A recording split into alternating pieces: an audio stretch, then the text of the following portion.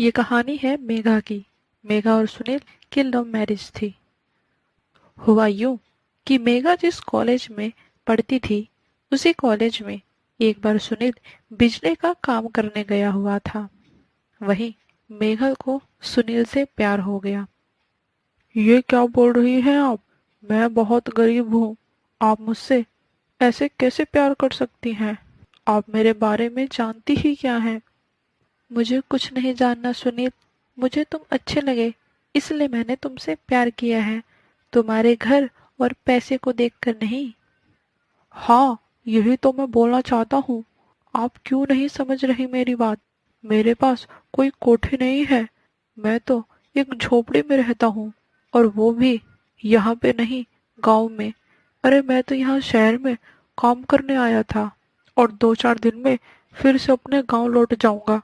मैं तो खुद कैसे कैसे अपना घर चला रहा हूँ, और आप हैं कि मुझसे शादी करना चाहती हैं।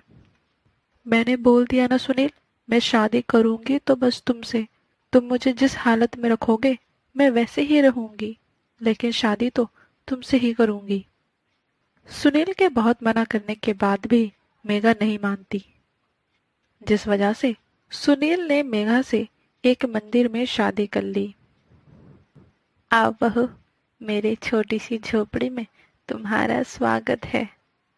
हाँ भाभी, हमारी झोपड़ी बेशक ही छोटी हो, यकीन मानना, हम तुम्हें कभी कोई दुख नहीं देंगे। और इस तरह शादी करके मेघा सुनील के घर आ जाती है। बहू, आज तुम्हारी पहली रसोई है। चूल्हा बाहर आंगन में है। हम चूल्हे पर ही खाना बनाते हैं। ठीक है माँ जी, ये बताइए कि खाने में क्या बनाना है। बहू, तू रोटी बना ले, जब तक मैं चटनी पीस लेती हूँ। इतने में वहां मेघा की ननद नेहा आ जाती है। माँ, आज घर में भाभी का पहला दिन है, और भाभी को आप चटनी रोटी खिलाएंगी। क्या करूं बेटी, हमारी किस्मत में रोटी चटनी ही लिखी हुई है। झोपड़ी के बाहर खड़ा सुनील सारी बातें सुन लेता है। उसकी आंखों में आंसू होते हैं। हाय रे मेरी किस्मत, मैं अपने परिवार को 2 टाइम का अच्छा खाना भी नहीं खिला सकता। खैर, मेघा ने सबके लिए रोटी बनाई। सब खाना खाने लगे। अगले दिन सुनील घर से काम की तलाश में निकल जाता है। दिन से रात हो जाती है, लेकिन सुनील को कोई काम नहीं मिलता। घर लौटते हुए उसे रोड पर खाना पड़ा दिखता है। अरे, ये खाना यहाँ रखकर कौन चला गया?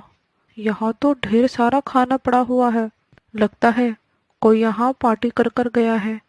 उसने खाया नहीं और सारा खाना छोड़ दिया। एक काम करता हूँ, इसे अपने साथ ले चलता हूँ।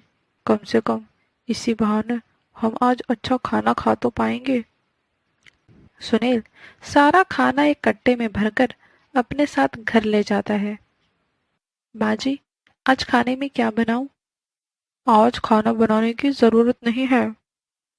क्यों भैया, आज हम बाहर खाना खाने जाएंगे क्या? नहीं, बाहर जाने की क्या जरूरत है। मैं बाहर का खाना घर ही ले आया हूँ। बेटा, इतना सारा अच्छा अच्छा खाना तू कहाँ से ले आया? अरे माँ, आज मैं जहाँ काम कर रहा था वहाँ मालिक के बेटे का जन्मदिन था, तो वहाँ बहुत बड़ी पार्टी थी। बस वहीं से मैं खाना पैक करके सबके लिए ले आया। अरे मेघा, क्या सोच रही हो?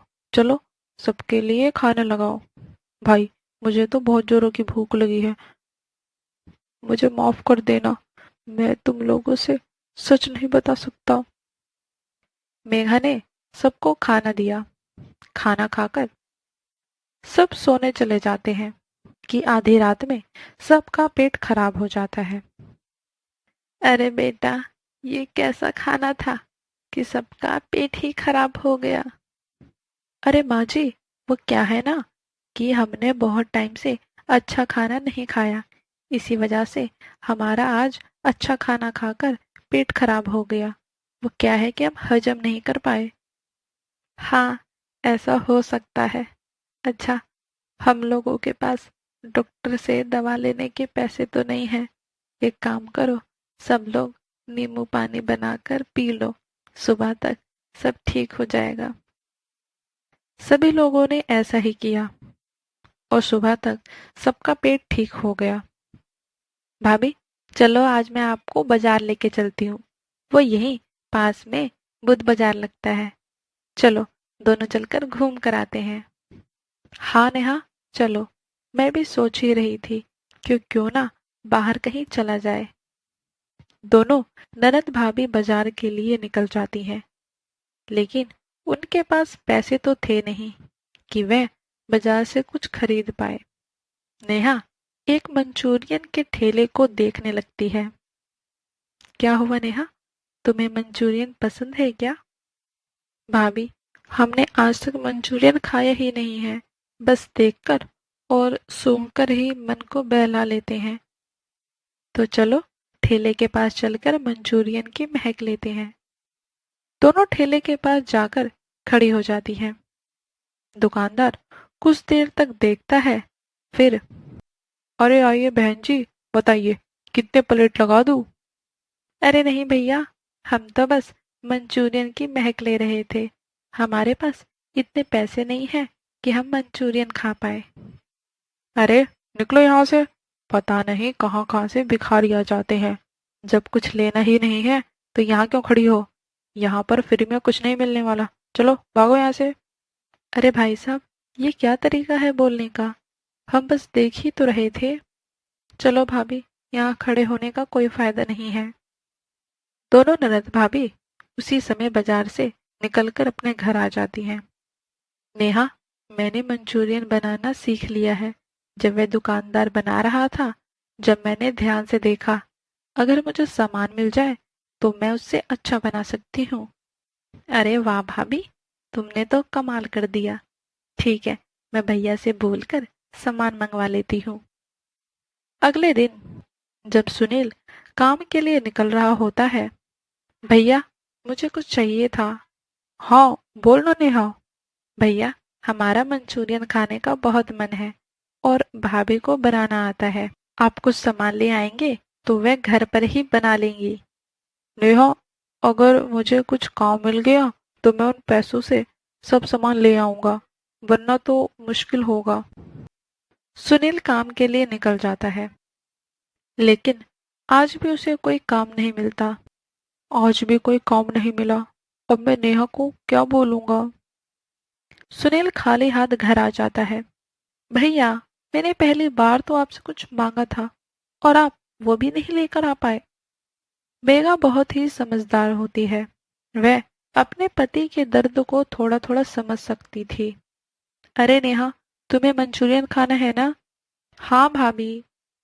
ठीक है, तो जाओ और अपने खेत में से जितनी सब्जियां हैं ले आओ, उसी से मैं मंचूरियन बना दूंगी। नेहा खेत से सब्जी लेकर आती है और मेघा उसे बनाना शुरू कर देती है। सब खाने बैठते हैं।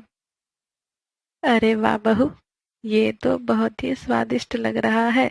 वैसे तो मैंने पहले कभी मंचूरियन नहीं खाया, लेकिन मैं दावे से बोल सकती हूँ कि इससे अच्छा कोई भी नहीं बना सकता।